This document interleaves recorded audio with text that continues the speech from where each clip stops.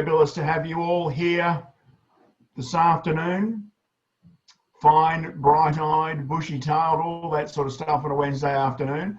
A special welcome to the Victorian primary school educators in the room. I'll start with them as just, I know there's sort of subsets of people that I want to provide a special welcome to today, but I'm mindful of any Victorian primary school leaders who are in the room today, just because you've done it pretty tough lately and you've got the students back this week. So that's absolutely fantastic. I was chatting with a colleague earlier today who's a Victorian assistant principal, and Kelly was telling me that that it's been tough, and even this week has been trying and difficult, but her own partner even noticed the spring that she had in her step as a result of just being back in the presence of the students, which is just awesome. You know, it's the way it should be. Being in the presence of our students, of course, means that we become acutely aware again of issues and challenges like bullying and what we're going to do about it.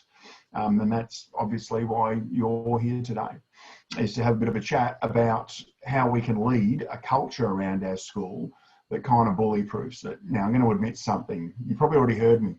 You probably already heard me say kinda bully proofs it, because I have you here today under false pretenses.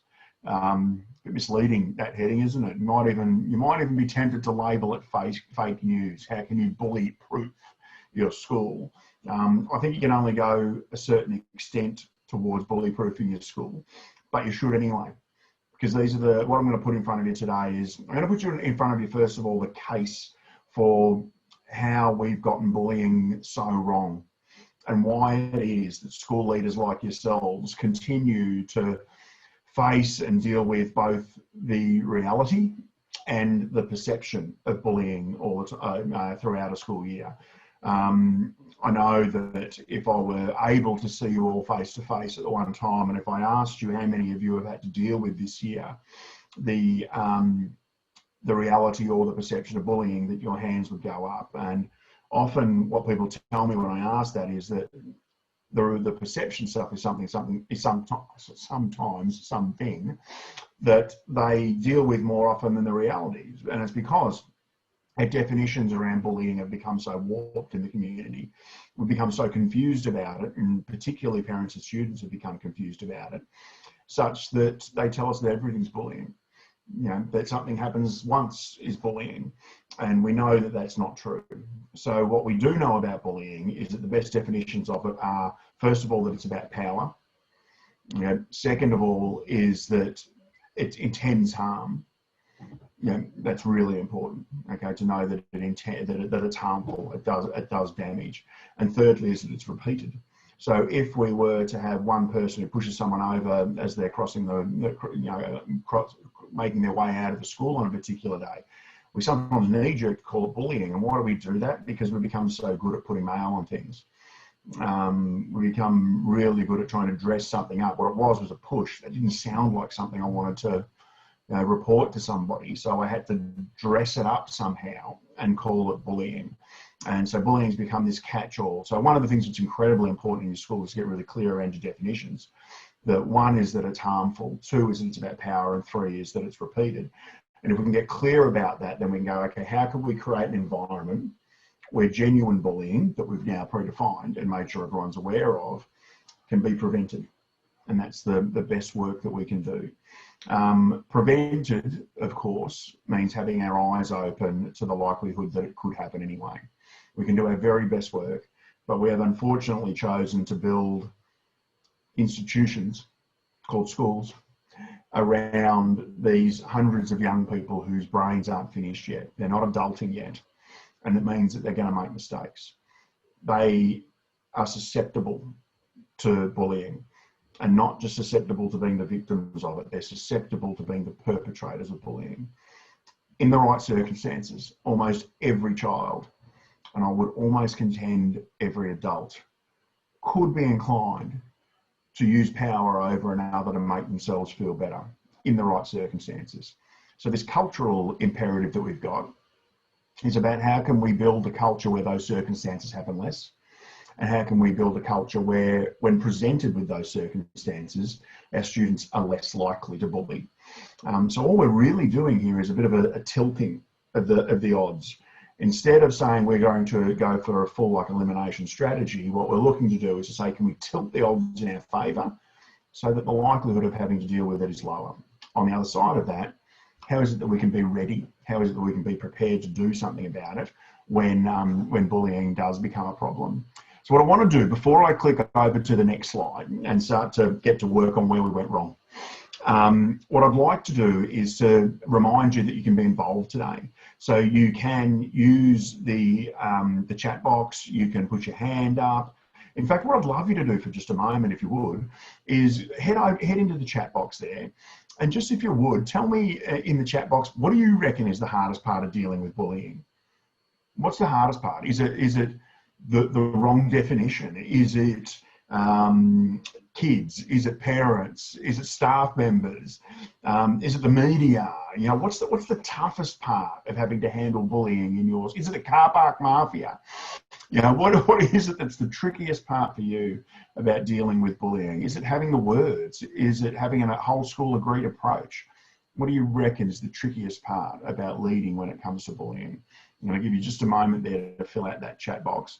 And what I might do while we're getting some of those answers in is click over to my first slide and start talking.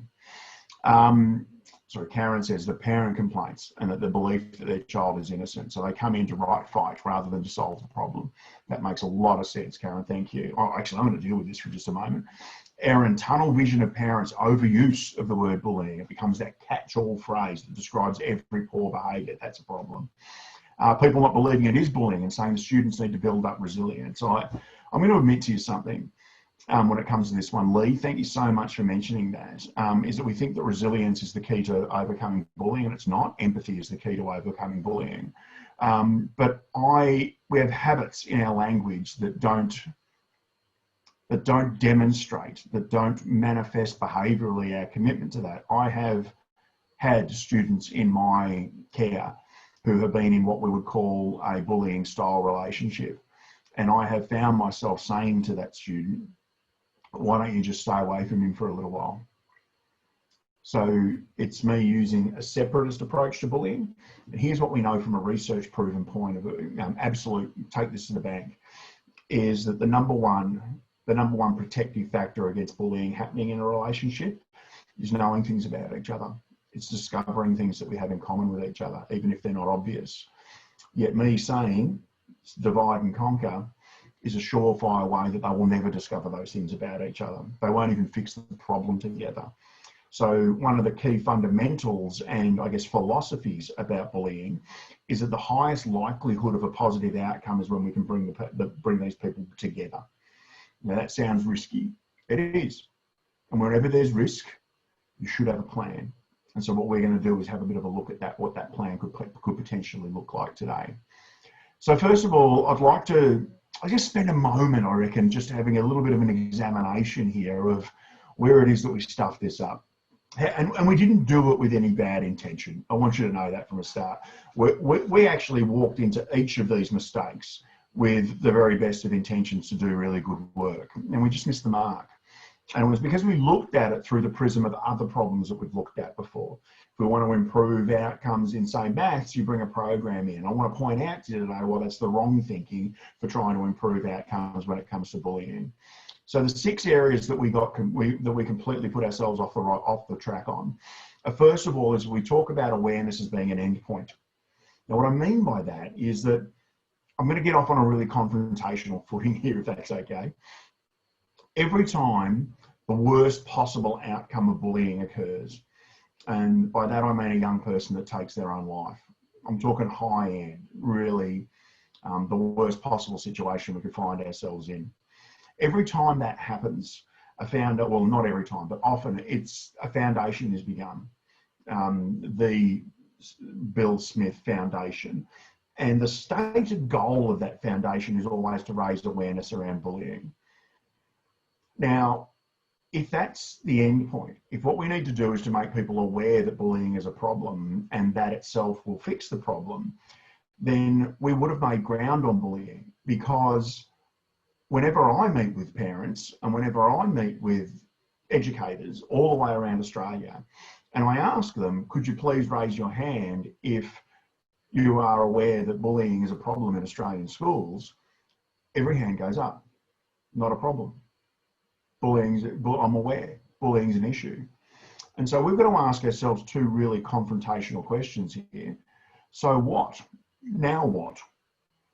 And too often our activities around bullying, this loops us onto number 6, which is what I'll point out to you shortly, are based around trying to get people even more aware when we've actually already achieved that state.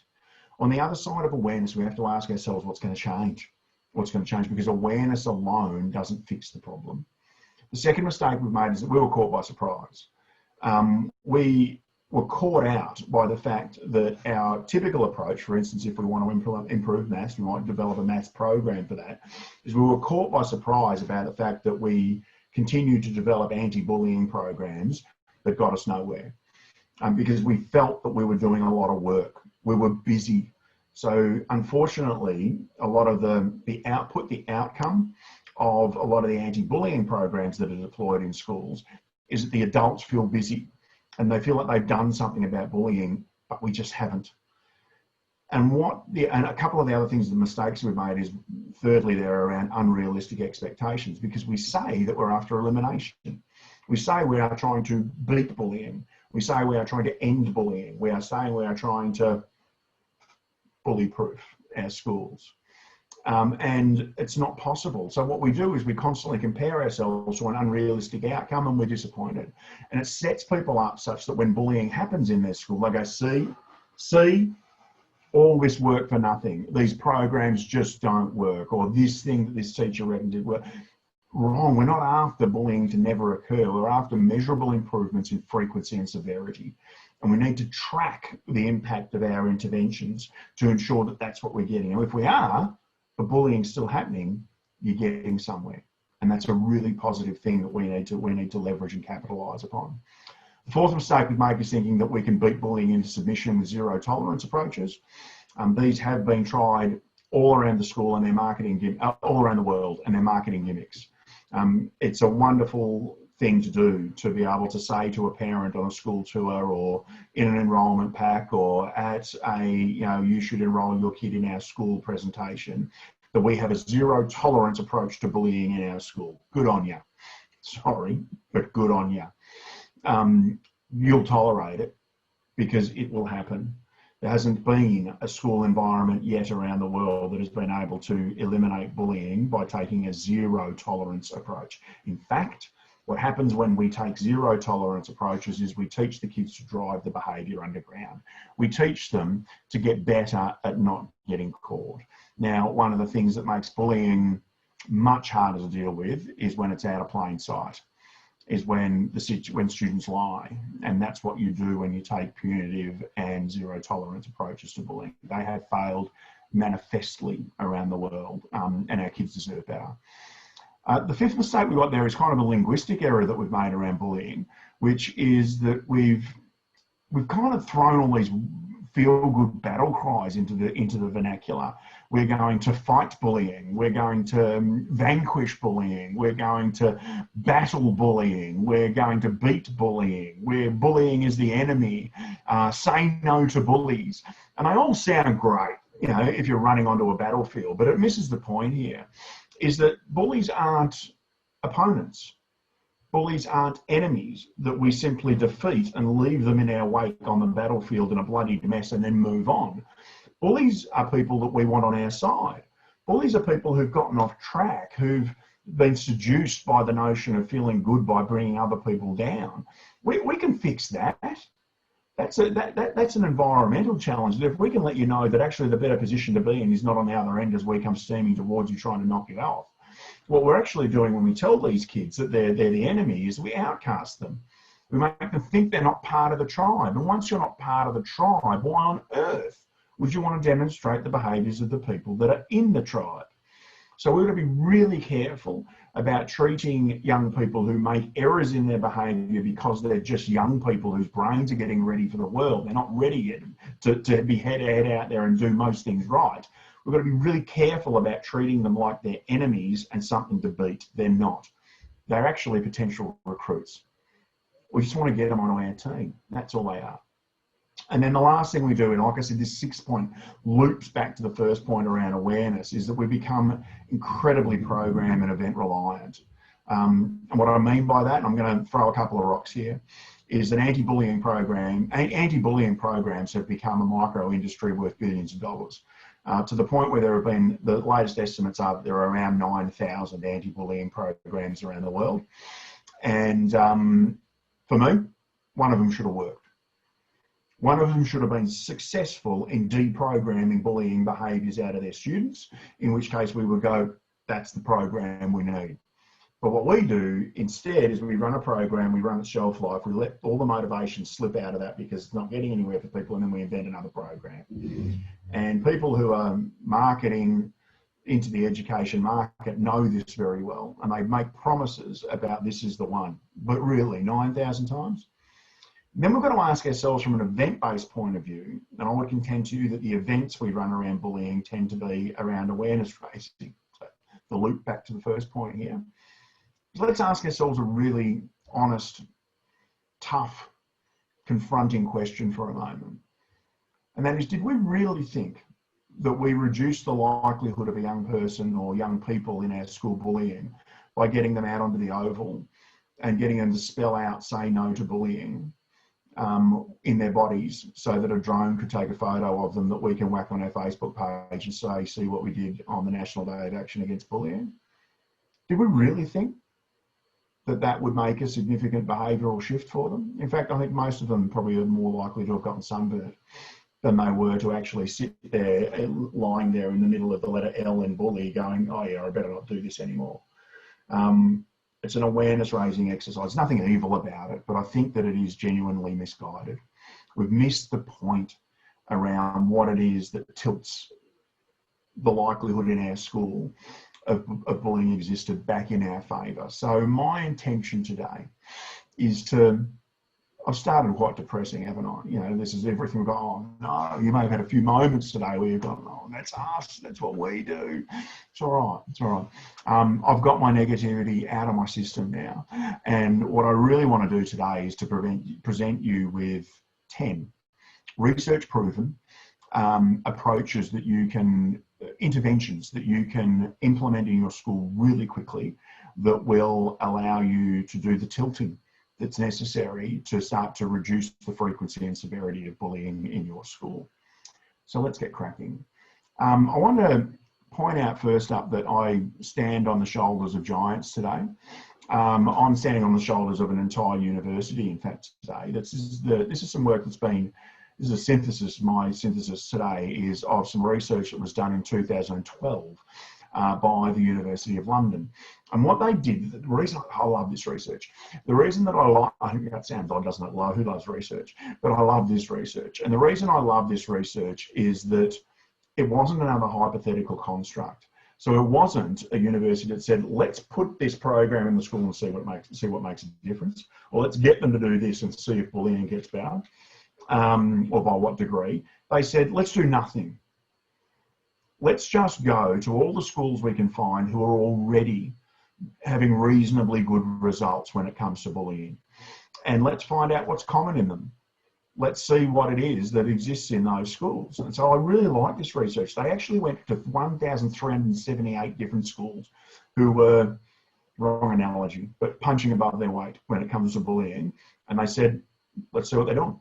And so they came up with a top 10. And I want to make it really clear, this is a hierarchy, this top 10, not random. So the number 10, the 10th most common, most effective strategy in those schools that were already doing well around bullying was that they had focus on peer mediation and the ability of their young people to be able to listen. It's fascinating, isn't it? When you look at the way that young people behave when you confront them about bullying, is that they're not particularly interested in listening. They want to tell. They want to say their side of the story. I want to set you straight. I want to make sure that I can through my exaggerations and lies, mitigate the chance of a potential negative outcome upon myself. So they get into this adversarial, almost like a judicial system way of working, where they're trying to win, and by doing that, I've got to make sure that someone else loses. So there's no understanding, there's no empathy, and the ability to teach young people to solve problems productively allows them to become better at being able to understand what's happening in a situation. It allows the people who are participating and being mediated, if that's a correct way to put it, it allows them to develop higher levels of empathy and to practice the art of being able to listen effectively to what something is like for another person. Incredibly important stuff. So teaching our kids to listen effectively. If you're interested in deep listening, I'd love to recommend an author by the name of Oscar Trimboli to you. He's written a little book around being a great listener, and Oscar's work is groundbreaking in terms of being able to reflect ourselves on how well we listen and being able to break those skills down of being a great listener such that we're able to teach them to our kids. Really recommend you go and check out Oscar's work. Number 9 strategy is cooperative learning. This may seem like an odd picture, so bear with me on this on cooperative learning. Teaching our kids cooperative learning and working through the frame of cooperative learning kind of stands to reason when it comes to bullying, because bullying is a problem in a relationship. Bullying is evidence of conflict. Now, whenever there's a problem, the best way to actually do something about that problem is to solve it. So what we need is practice at being able to solve problems in the company of other people. So this is useful in the short term in a school when it comes to bullying, but it's useful in the longer term, because everything we know about the future workplace, everything we know about what industry is demanding of schools in terms of the skills that people have, is about collaborative problem solving. They're so determined that we can, you can almost teach, but the industry is almost saying to schools, now teach them whatever you like. But when they come out, can you please have them capable of learning new things and being able to solve problems with other people? The best approach that I've seen to cooperative learning, and again, I'm recommending a whole bunch of different things that you might want to step towards in your school, would be the Kagan cooperative learning approach. Applicable to primary and secondary environments. This groups young people in groups of 4, 4 being the optimum number for group dynamics to be able to be tempered effectively. Any more than that, there's a lot of places to hide in the group. Any less than that, it's not really a group. But Spencer Kagan, who's behind this, says that that we get in a typical group situation, we get one hog who says, great, I love group work, it's my time to shine. And we get one log who says, great, group work, it's my time to do absolutely nothing. And we get 2 people in between them who are mildly pissed off with them both. The human element and the emotion tends to come over the top, and that's why most teachers balk at the notion of genuine group work, because they know that it goes a bit haywire in the end. Kagan says what we need to do is teach them structures for being able to solve those problems in each other's company that are what he calls non-content specific. So it means that whatever the content is that you're going to give them, they've got structures of being able to work. One is called talking chips, and I love the structure of talking chips. And he says he gives the students a problem that they need to talk about. And about that, for instance, might be a student that builds a strategy for solving this problem. And he gives each of the students in the group of 4 3 chips. He says, every time you say something, every time you contribute a sentence to the problem, you've got to put 3 chips in the middle. Oh, sorry, you've got to put 1 chip in the middle. And once you have expended your 3 chips, it's a very simple rule, shut up and let the other people expend their chips. So what we find then is we don't get hogs and logs, we get cogs, because there's positive interdependence, there's equal participation, there's simultaneous activity, and the group starts to hum, the group starts to do what it needs to do. And your young people learn to solve problems in each other's company. Very cool stuff. So talking chips, and I'll just say, I know that it's possibly completely against copyright and trademark, but give that a go. Set up a group of 4 with young people, run yourself a little experiment and see what happens when you put a group of 4 people together, give them a nondescript problem of your choice, and then say, here's 3 chips each to talk about what your strategy is, and see how engaged all of those people are in being able to solve that problem together. All right, strategy number 8, another thing that makes things a little bit better is class quality and regular classroom circles occurring in your school. Now, as part of our work in helping schools implement restorative practices, circles is a key focus. You can see in the picture on the screen there, that's me working with a group of Year 6 students in country Victoria. And I'm often telling people, well, I'm not going to PD you today on circles. I'm often telling people that circles work for me as my problem-solving methodology, as my pedagogy for instruction wherever it's practicable to do so. Circles work for one reason only, and that is there's the absence of a powerful position. I wonder how many of you, and living and looking at that picture, now I'm a big guy, I'm 6'4", I weigh enough. I wonder how many of you had to spend just even a second or two when you looked at that picture to spot who the adult is, to spot who the authoritative or powerful figure is in that environment. It takes longer certainly than if I was standing at the front of the room while the students are sitting and receiving my instruction. I would contend to you that puts me in an authoritarian position, not an authoritative position.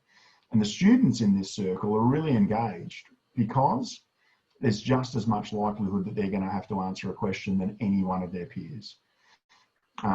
In the normal structures, in a primary school where we sometimes default to clumps, we bring the students together in a clump on the floor, there are special spots. You think about where students want to sit who want to answer a question, it's front and centre, and where students choose to sit who need to answer a question. It's the back and the edges. In secondary schools, that defaults to classrooms of rows.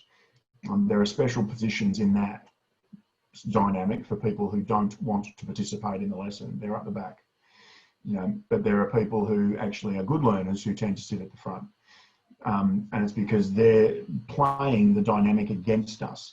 There are power plays happening all over the room if we don't seize the opportunity to bring architecture in that eliminates the power. So I love about circles. There's no powerful position, there's no special spot here that allows us to do whatever the function of the circle is going to be. We talk about 5, checking in, checking out, preparation, learning and response circles, whatever it is. Eliminate the power, we can maximise the participation. All right, number 7 is, this is a weird one, improving the school environment. Really?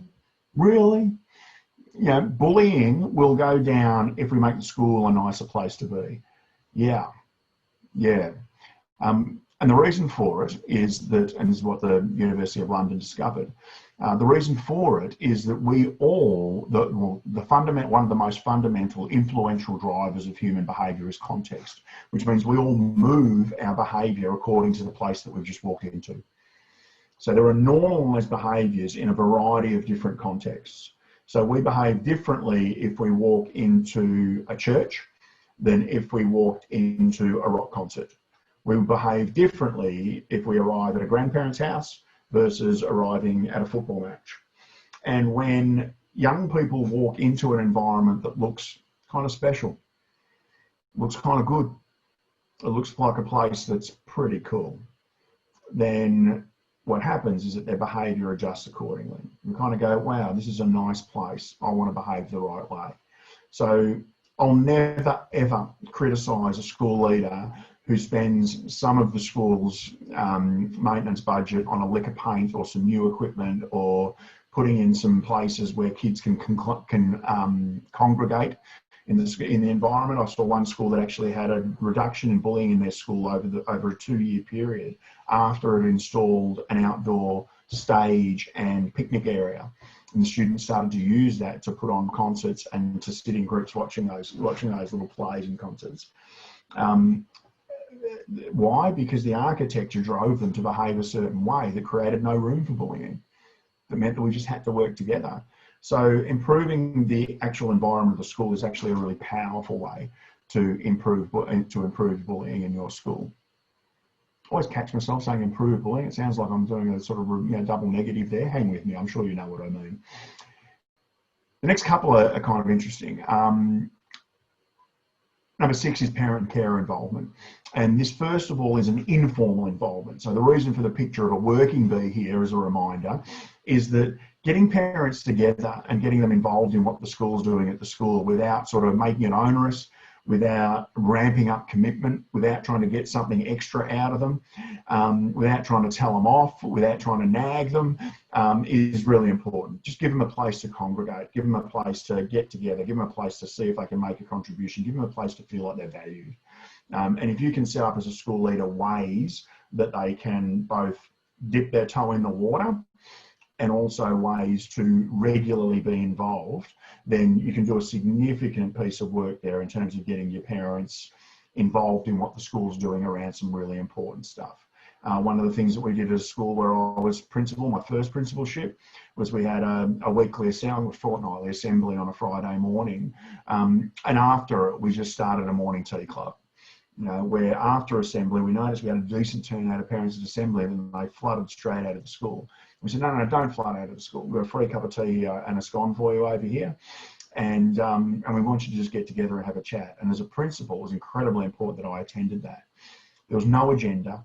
There was just the opportunity for me to say hi and to have a cup of tea with somebody and to hear what they've got to say. Let them be involved is the lesson here. Number 5 is the formal end of the parent involvement, which means make sure that you're active about your approach to bullying and getting your school council and your board on side. I've written a blog this week that goes out tomorrow, and it's about an interaction that I had with a parent who was on our school council. She was awesome. She was an advocate for me. She was a supporter of the work we were doing. She was on our school council. She had her finger in everything that was going on in the school, or so I thought, because there was a day where, using our restorative approach, that her son was involved in being held to account for the behaviour that he had chosen to get himself involved in at morning tea. And the behaviour could easily be sort of described as being borderline bullying behaviour that he got involved in. He didn't start it, but he got involved and he cheered it on and he kept it going, and he had been keeping it going for quite a while. And she was outraged. And I couldn't believe that I had this informed and supportive parent in my office kind of frothing at the mouth and thumping the table and accusing me of all sorts of stuff, because, you know, how on earth could I stand by and support a teacher holding her kid, making her kid responsible for something that didn't even start? And I remember saying to her, would you like me to explain, Alana, to you the whys and wheres we do this restorative stuff? And she goes, I would. Go. And she sat down. Luckily, we both had both the time and the inclination. And I spent about 40 minutes condensing a full day of restorative practices into a description for Alana. And she said something to me that stuck with me. And she said, why didn't you just tell me that in the first place? Why didn't we? So can I suggest that one of your next presentations as a school leader at your school council is to unpack for them in 40 minutes, maybe even to run a session online now that we're all Zoom experts for your parent community. That could be 30 or 40 minutes of your approach to how it is that you create a situation in your school that tilts bullying towards your advantage, and then also demonstrates that you're prepared for dealing with it in a really consistent kind of way, so that you don't have to do all the Alanas one by one by one by one. A tribe of informed Alanas, school council members in your school, who understand not only what the strategy is for fundraising, but what the strategy is for raising empathic, responsible young people, that's valuable to a school leader. It starts to flip your parents in your community from being anchors on what you're trying to achieve and holding the boat back from where you want to take it, to being sails and actually helping you propel forward. They bring people with them if you will bother to stop and explain to them really clearly why we need to tackle bullying differently, how you're going to do it in your school, and what it is you actually do as a result of that. All right, getting up to the pointy end now. Number 4, this is the weirdest one in the list of 10. I remember reading the list and going, you got to be kidding me. I just got myself over improving school environment. And now I've got to believe that the 4th most powerful thing I can do to improve bullying in my school is to run assemblies about it. Well, what on earth is that all about? So I had to dig into it a little bit. And what I discovered was that when we talk about assemblies and the importance of them as a communicative tool, the reason assemblies count so much is we tend to have all three stakeholder groups in presence. So we tend to have plenty of students, all of our staff, and at least a cross-section of our parents in that one place. When a school leader gets up at assembly and speaks about what's important in that school to all three stakeholders at once using exactly the same language for each, that tells everybody what's a priority.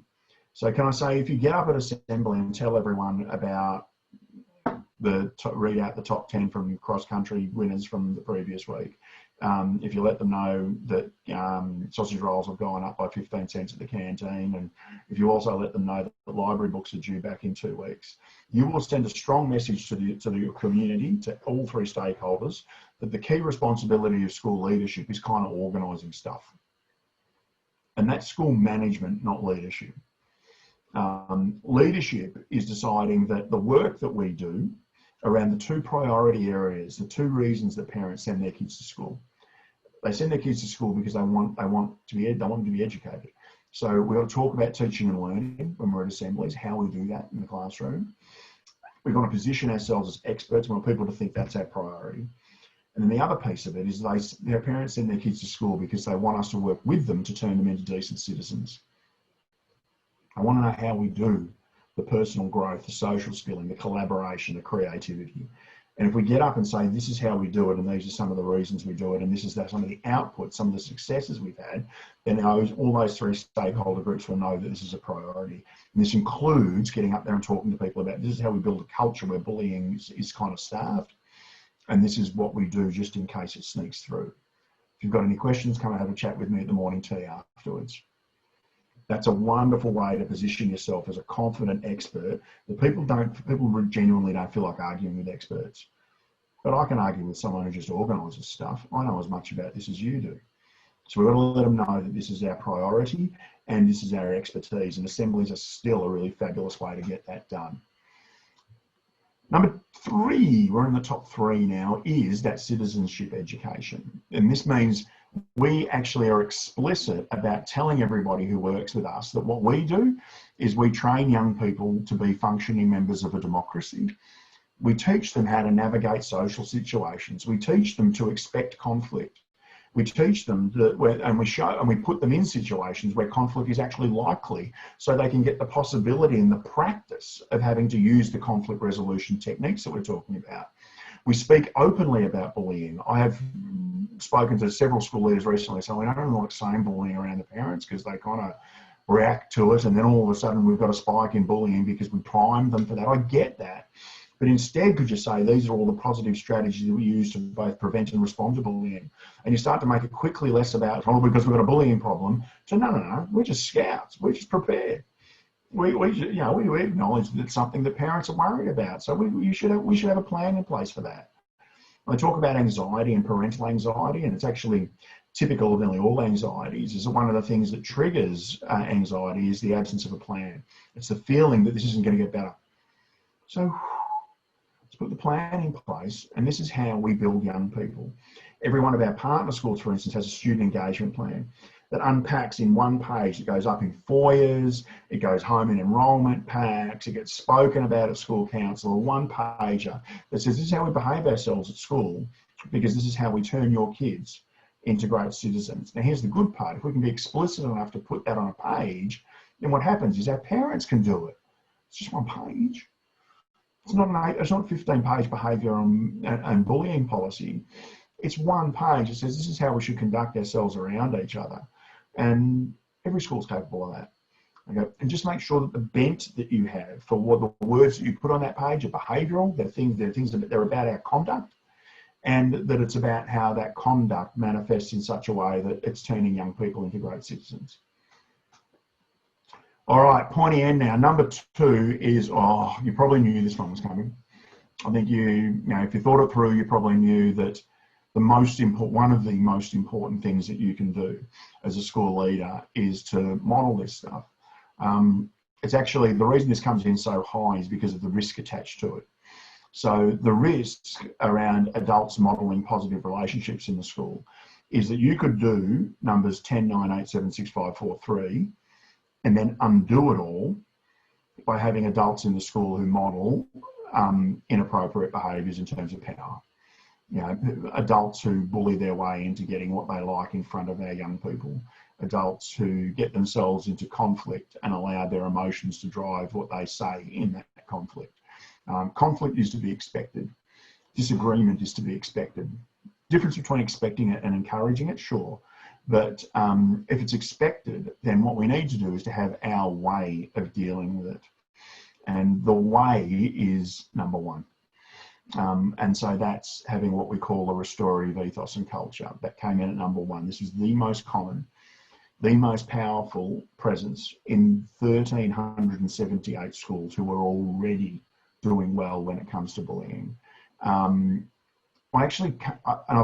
I've read about this extensively, and obviously you've heard me talk to it today, and if you're familiar at all with our work, we're really strong advocates for using restorative practices. I actually don't think, though, that the word restorative on this page is the most important one. I tend to think that the most important ones are ethos and culture. So what are we talking about there?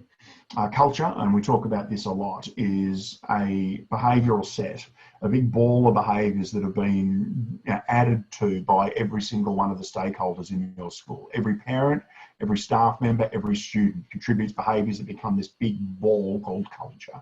And within it, there are behaviours that we encourage and that we tolerate. Now, schools with strong cultures tend to be ones who say, you know what, we're going to get behaviours we're going to tolerate. Well, let's be honest, you know, hundreds of young people, brains not finished, people with the most ridiculous, irrational, emotional connections to them, their parents. And then one person who has to deal with batches of 25 of them several times a day. It's going to get emotional. We're going to have people, when they're emotional, do strange things, things that we'd rather they didn't do. So we're always going to have some behaviours we have to tolerate. Cultures that are successful, though, have their way. They've chosen their methodology of being able to consistently, safely, one behaviour at a time, move those tolerated behaviours across to the encouraged pile. We look to flip those behaviours from positives into negatives, from negatives into positives, that we can thank and congratulate people for achieving. It's basically the gist of how you tackle culture. And then ethos, the Greek meaning behind the word ethos being everything you say and everything you do. This is the antithesis of program. Program is we're going to do something on a Wednesday afternoon and hope that it's so powerful that it bleeds into everything else we do, into all those other parts of the day. It's a flawed methodology.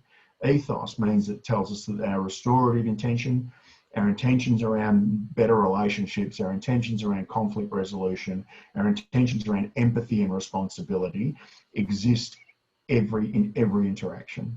It's not just a Wednesday afternoon compartmentalised piece. It's evident in the way we talk to each other. It's evident in our pedagogy. It's evident in our relationships. It's evident in our approaches to poor behaviour choices and to conflict. And it's certainly evident in the way that we tackle bullying. Our approach to that at real schools is what we call RP 2.0, which is an upgrading of our original restorative intentions, which has often been rolled out in schools as here's a set of question cards to ask when the kids do the wrong thing. And so no, we can actually be more context specific than that. There's some specific language that we can use. There's some specific conduct that we can choose. And there's a specific mindset that we can choose to walk towards together. And that's really powerful when that happens, when people change their minds, because when people start to see the world through these restorative goggles rather than adversarial or blame-based or power-oriented goggles, the language and conduct stuff tends to start taking care of itself for you. And as a school leader, that means that your workload in terms of sustaining culture, thereby your workload in terms of having to combat bullying, is reduced. And I'm all for reducing the workload of our school leaders. If you didn't already know, I've written a book about this. And so I would love you to have a copy of it. So I think that our wonderful Simon Dewar has a link to where you can buy that book, and he's going to whack that in the chat box for you in just a few moments. So feel free to, there you go, Simon. Oh, he's ready, isn't he? He's good. And this little piece today around bullying is definitely in there. It's actually part of something that I say I'm pretty sick of it. I'm pretty over the mistakes being repeated when it comes to bullying. And I think that considering that there's a way that could actually help school leaders, I really want to encourage you to go and grab yourself a copy of that one, enjoy it. A couple of other things that you might want to do that would help with this is that we have a program called the Inner Circle. You know, the Inner Circle, I run the Inner Circle, and we only have 12 people in the Inner Circle every single year. They're all school leaders who are looking to implement restorative practices. In the Inner Circle, what you get is, and Simon's put a link to it there so you can see the video and the web page for that as well. But in the Inner Circle, what you get is 12 months of support, group mentoring sessions, individual productivity sessions, ebooks, podcasts. There's just an outrageous suite of resources that we stick under your feet so that you're standing on a platform from which you can feel confident to implement restorative practices in your school. If you would like us to send you the prospectus for that so that you can think about getting involved, please remember only 12 people do I take into the Inner Circle. It does not get expanded under any circumstances. Then just in the chat box, just put TIC, the Inner Circle, if you need help with that acronym. Just put TIC and we'll send you the prospectus for that, and you can give that some thought moving forward as a possibility for your school. I met with our Inner Circle 2020 Inner Circle members today before our webinar. Their work on culture has been more important than ever before, which is, you know, excited to know that we've been a part of that. Partnership may interest your school, and that means that you're working with real schools, with a principal, a person who sat in the principal chair, to lead this across a 3-year journey. Now, this is our kind of premium bread and butter service that we provide to the education sector. So there's professional, all the little tiles you can see there are different components of it. So there's professional learning, there's in-class support days, we get your parents involved, we mentor you on building those implementation plans and those student engagement plans.